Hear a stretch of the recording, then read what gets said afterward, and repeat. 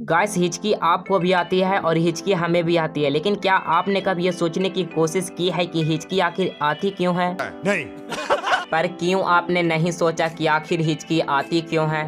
मैं नहीं बताऊंगा। चलो फिर मैं ही बता देता हूँ कि आखिर हिचकी आती क्यों है।